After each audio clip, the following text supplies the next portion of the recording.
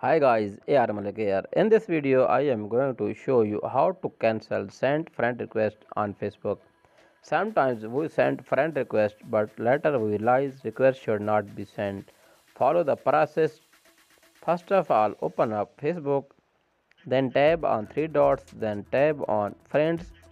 Click on the suggestion option. Here you can select a friend to whom you want to send a friend request. I am going to send a friend request to 2 or 3 people. I have select a third person. I have sent friend request to 3 people. There are two methods. First method is that you can cancel a friend request at the same time when you send a friend request. Click on the cancel request. It will be cancelled within 2 or 3 minutes.